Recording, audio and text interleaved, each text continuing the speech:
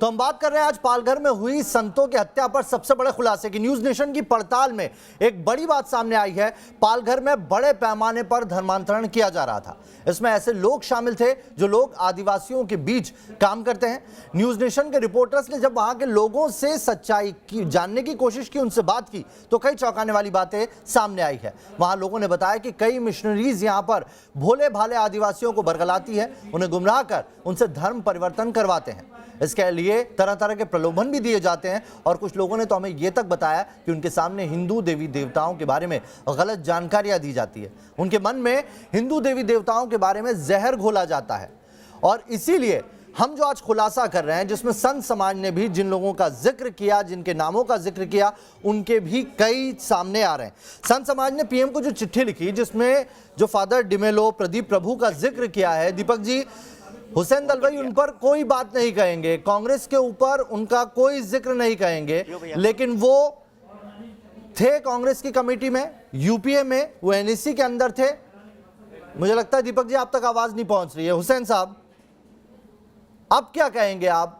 ये पूरी जो सिचुएशन सामने आ रही है, धर्मांतरण के आरोप लग रहे हैं, आपको नहीं लगता कि एक बार नए सिरे से जांच होनी चाहिए पालघर की? बिल्कुल होनी चाहिए। अगर धर्मांतर के नाम से ये हुआ होगा तो उसकी जांच करिए, लेकिन जांच करते वक्त जिन लोगों ने अफवाहें पर फैलाने की काम किया उसकी भी जांच कीजिए। मेरा कहना ऐसा है, जांच में आप धर्म विरम कुछ मत लाओ, राजनीति मत लाओ। 2 संत और एक ड्राइवर की मौत हो गई है, उनको जिस ढंग से मारा गया है वो बहुत ही बुरी बात है। और ये हिंसा को यहाँ ये बढ़ावा देने वाले कौन कौन हैं, जो भी होंगे, उनका धर्म मत देखो, उनका ये मत देखो, आप उनका संगठन को न देखो, उनकी राजनीति क्या चल रही है वो मत देखो। हिंसा ये गांधी जी का देश है, यहाँ हिंसा चलेगी नहीं। हुसैन दलवाई साहब, सीधी हुसैन दलवाई साहब, धर्म की बात तो तब आती है ना जब धर्मांतरण का जिक्र होता है, जब धर्मांतरण वहां पर चल रहा है, इसीलिए तो धर्म की बात सामने आ रही है। दीपक जी, मुझे लगता है आप जुड़ गए हैं, आप तक आवाज पहुंच रही है मेरी? दीपक जी, हुसैन दलवाई साहब प्रदीप प्रभु के ऊपर कुछ नहीं कह रहे हैं, लेकिन मैं एक छोटा सा सवाल एनालॉजी बताते हैं ना। जी दीपक जी, एक चीज बस दर्शकों को ये बता दीजिए, जो यूपीए के अंदर प्रदीप प्रभु जिस ग्रुप के सदस्य थे एनएससी के, वो कितना पावरफुल था और कौन उसके अध्यक्ष थे? देखिए, एनएससी के बारे में तो ये कहा जाता था कि मनमोहन सिंह की कैबिनेट पॉलिसी बनाने के मामले में रिमोट कंट्रोल से एनएससी ही चलाती है, इसीलिए एनएससी पर बार बार भारतीय जनता पार्टी ने सवाल उठाए थे। ये सबसे बड़ी सुपर पावर कमेटी थी जो हर तरह के कानूनों का निर्धारण करती थी। कम्युनल वायलेंस बिल हो, ट्राइबल को जमीन का हक देने वाला बिल हो, या मनरेगा के रूल्स हो, ये तमाम यहीं से निकले थे। और प्रदीप प्रभु उर्फ फादर पीटर डिमोलो ऐसी ही 2 वर्किंग ग्रुप्स के मेंबर थे और बकायदा उन्होंने कानूनों के ऊपर काम किया था। खुद यूपीए की चेयरपर्सन सोनिया गांधी इस एनएससी की देखरेख करती थी और 2004 से 2014 तक, जिसमें सबसे पहले वो कम्युनल वायलेंस बिल लेकर आए थे, जिस पर विश्व हिंदू परिषद, खासतौर पर विनोद बंसल बैठे हुए हैं, उन लोगों ने बड़ा ऐतराज जताया था। तो ये जो कनेक्शन है ना, ये कनेक्शन भी अपने आप में जब निकलकर सामने आया है तो चर्चा में जरूर आएगा। और इस एंगल की जांच होनी चाहिए कि वहां पर हिंदू देवी देवताओं के खिलाफ आदिवासियों को लगातार क्यों भड़काया जाता रहा था। जेएनयू के अंदर जो सुनाई देता है कि भाई महिषासुर हमारे भगवान है, दुर्गा माता नहीं, रावण हमारे भगवान है, राम नहीं, तो ये जो आदिवासियों को क्यों पढ़ाया जा रहा था, किस लिए पढ़ाया जा रहा था, और क्यों वहां पर लालच देकर क्रिश्चियन बनाया जाता था, ये कटु सत्य है जिसको ना हुसैन दलवाई इनकार कर सकते हैं, ना उद्धव सरकार इनकार कर सकती है। और पालघर से जुड़े हुए जितने भी लोग हैं वो इस बात को बहुत अच्छी तरह जानते हैं कि वहां के आदिवासियों को लालच देकर लंबे समय से उनका धर्म परिवर्तन कराया जाता रहा है। और अब वहां पर राजनीतिक परिस्थितियां बदल गई हैं। पिछले 5 साल वहां पर भारतीय जनता पार्टी का विधायक था, लेकिन इस बार फिर से सीपीएम का विधायक वहां पर चुनकर आया है। और जब से उद्धव सरकार बनी है, ये लोग लगातार सड़क पर निकलकर दूसरे जो दल के लोग हैं, चाहे वो भारतीय जनता पार्टी से जुड़े लोग हों, विश्व हिंदू परिषद से जुड़े लोग हों, आरएसएस से जुड़े हुए कार्यकर्ता हों, उनको लगातार पिछले 1 साल से धमका रहे हैं। ये भी एक सत्य है जिससे हुसैन दलवाई साहब इनकार नहीं कर सकते। हुसैन दलवाई साहब, जवाब दीजिए इस बात का कि क्या ये पालघर के कटु सत्य नहीं है?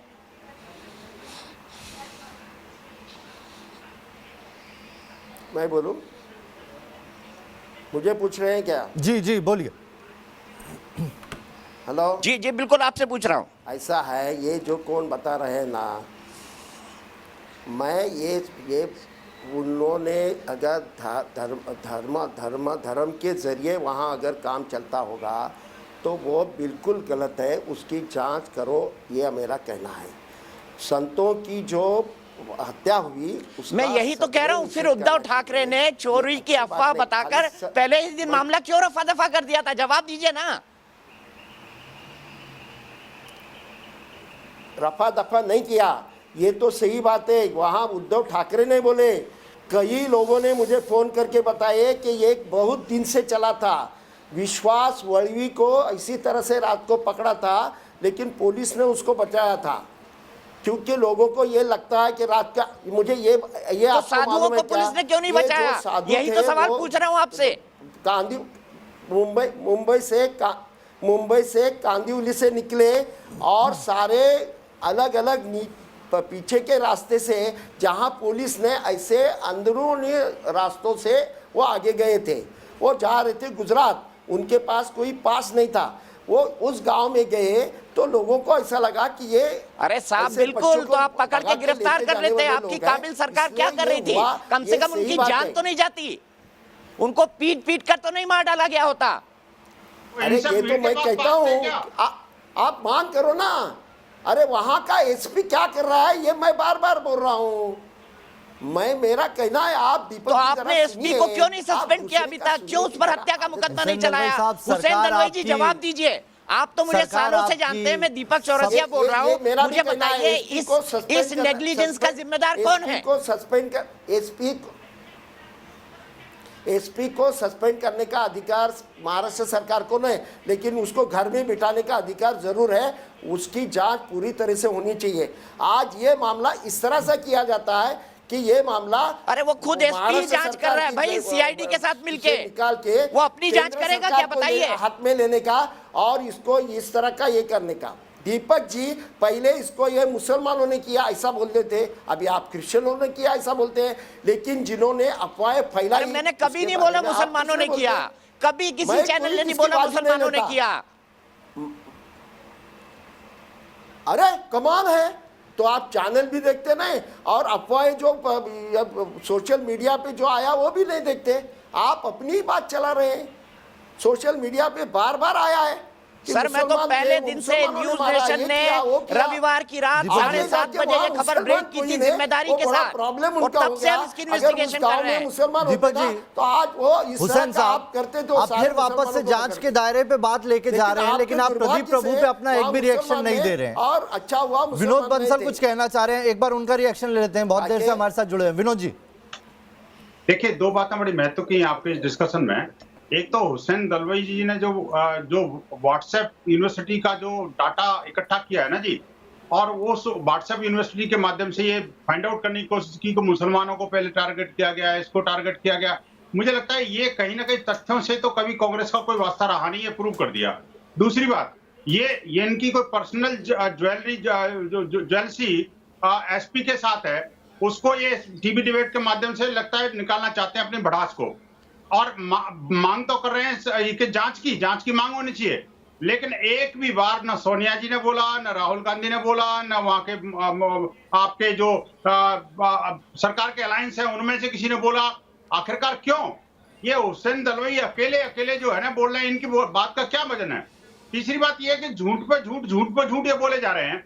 आप मुझे बताइएगा, क्या एनएससी वो ऑर्गेनाइजेशन नहीं थी जो कि पूरी भारत की सरकार को एक सुपर पावर के रूप में रिमोट कंट्रोल से चला रही थी? क्या सांप्रदायिक हिंसा रोकथाम विधेयक जो था वो क्या एनएससी ने ड्राफ्ट नहीं किया था, जिसके कारण संपूर्ण हिंदू समाज को कटघरे में खड़ा कर देने वाले थे ये लोग? बहुत ये सवाल, इस सवाल पे रिएक्शन लेंगे। राम कदम जी भी कुछ कहना चाह रहे हैं। राम कदम जी, ये कौन सी विचारधारा है जो अफजल गुरु के लिए पहुंच जाती है, जिनको कातिलों की जो है ह्यूमन राइट्स दिखाई पड़ते हैं, जो तरह तरह के नारे लगाते हैं, अभी भी आज़ाद मुल्क में आदिवासियों की आज़ादी की बात कर रहे हैं, कौन सी विचारधारा है? देखो, बड़ा दुख भरी बात है, बुनियादी बात हम समझते हैं कि 16 तारीख को साधुओं की हत्या हुई है, आज हम 12वें दिन पर हैं। और केवल पूरा देश, समूचा देश और सारा संत समागम केवल एक ही मांग कर रहा है कि ये जांच पारदर्शिता के साथ हो, सीबीआई इसकी जांच करे। मैं महाराष्ट्र सरकार से पूछना चाहता हूं कि ऐसे क्या कारण है कि महाराष्ट्र सरकार जिन पुलिस वालों के सामने साधुओं की हत्या हुई वही पुलिस वाले इसकी जांच कर रहे हैं? क्यों महाराष्ट्र सरकार सीबीआई को नहीं सौंपती? क्या कारण ऐसे हैं? जांच के पहले ही महाराष्ट्र सरकार के मुख्यमंत्री और गृह मंत्री कह देते हैं यह अफवाह के कारण हुआ है। वहां पे हत्या होते समय वहां पे मार्क्सवादी कम्युनिस्ट पार्टी के नेता मौजूद थे, राष्ट्रवादी कांग्रेस पार्टी के नेता मौजूद थे। वे आने के बाद भीड़ में तनाव आया और भीड़ ने उनको पत्थर से, लाठियों से पीट पीट करके कुचल डाला। ये वास्तव है। और इसके पहले भी कम्युनिस्ट पार्टी ने देश भर में कई जगहों पर, केरल है, अपने नॉर्थ ईस्ट के कुछ राज्य है, वहां पर हिंदुओं की हत्या की। ये वास्तव है। तो ये वास्तव महाराष्ट्र की सरकार क्यों छुपाना चाहती है, ये पहला सवाल।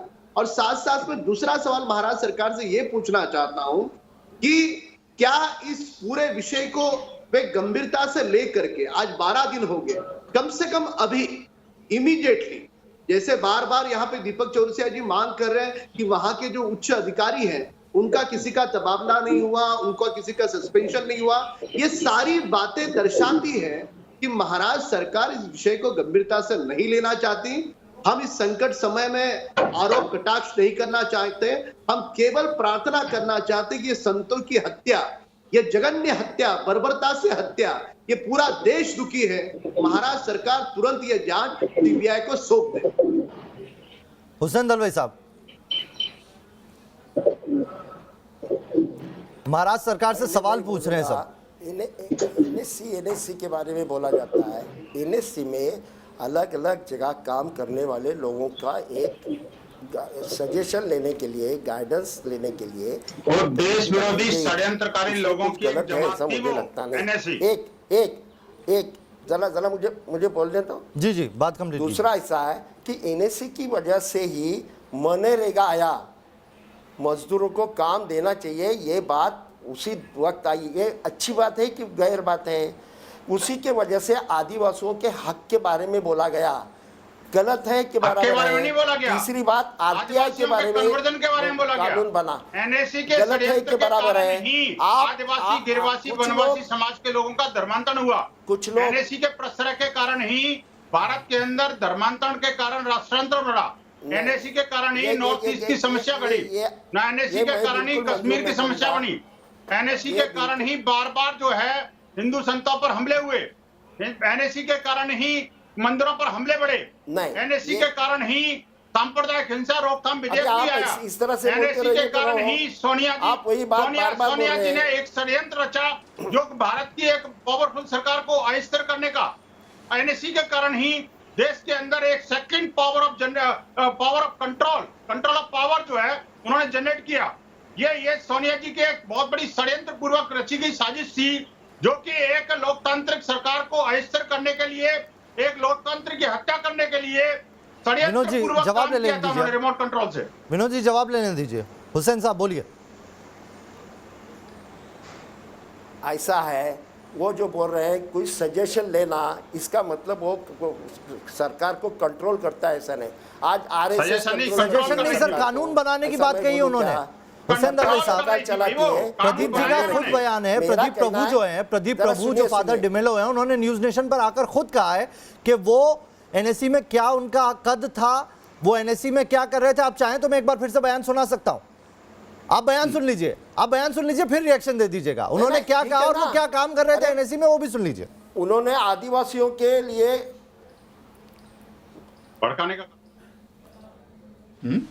यहाँ पर आदिवासी लोगों को क्रिश्चियन धर्म बदलते हैं, पानी लगा के धर्म बदलते हैं, तेल पानी लगा के धर्म बदलते हैं, और धर्म बदल के बाद में उनको फंस जाते हैं, वो वापस उनके देव धर्म ढूंढने का काम करते हैं, और मैं उनको वापस परिवर्तन करता हूँ, उनका शुद्धिकरण करता हूँ। ऐसा करके वो लोगों को मैं आज तक 4-4.5 हजार लोगों को घर वापसी किया है। मुझे तो लगता है यहाँ पर जो चर्च बनी है अनऑफिशियली है, कितने चचरे यहाँ पे बने हैं? करीब देखा जाए तो 50-100 के ऊपर हो गए। बीमार पड़ गई तो एक आदमी ने बोला कि यीशु चला ऐसा बोला, तो हम यीशु गए और पानी पिलाते हैं और जो घर लेने के लिए बोतल देते हैं। तो वो बोला कि दवाखाने में नहीं जाने का, हॉस्पिटल में, और बच्चों को बुखार ऐसा होता है तो हॉस्पिटल में नहीं जाने का ऐसा बोला। हम बयान सुनाने की कोशिश कर रहे थे प्रदीप प्रभु का, लेकिन वो बयान हम कोशिश करेंगे फिर से सुनाने की।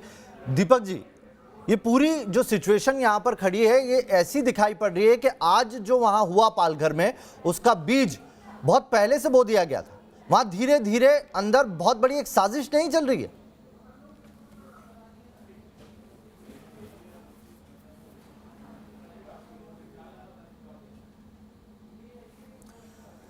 हुसैन दलवाई साहब, आपको नहीं लगता कि महाराष्ट्र सरकार को जल्द से जल्द इस मामले में जो जांच है वो आगे बढ़ानी चाहिए? अगर ये सारे जो तथ्य सामने आ रहे हैं ये इशारा कर रहे हैं कि साजिश बहुत पहले से चल रही है वहां पर और उसका सामने आना जरूरी है। ये जो तथ्य आप बोलते हैं उसकी भी जांच होना बहुत जरूरी है। सब जांच होना चाहिए। नहीं सर, जांच लेकिन करेगा कौन? कहना नहीं कि इसकी नहीं होना जो आप एसपी को सस्पेंड करने की बात कर रहे हैं, अभी वही सबसे आगे जांच में है। क्या है वहाँ बीजेपी की ग्राम पंचायत होने के बावजूद कि क्यों हुआ, क्या हुआ, सब देखना बहुत जरूरी है। गलत फहमी से हुआ कि जानबूझ के हुआ, सारा उसमें आना जरूरी है, ऐसा मेरा कहना है। और उसके लिए वहाँ के कुछ बड़े अधिकारियों को बाजू करके इसका जांच होना चाहिए, ऐसा मेरा कहना है। लेकिन जांच महाराष्ट्र सरकार नहीं करनी चाहिए।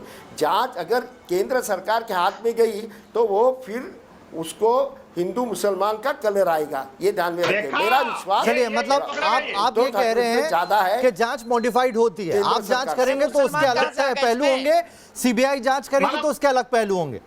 सिर्फ अपराधी जांच कर सकता है और किसी को जांच का अधिकार नहीं है। हाँ, बराबर है। ये क्या मतलब आप पुलिस की कार्यप्रणाली पर भी सवाल खड़े कर रहे हैं? इस हिसाब से तो आपकी जो जांच है वो भी बायस्ड है। मृत्यु हो गया,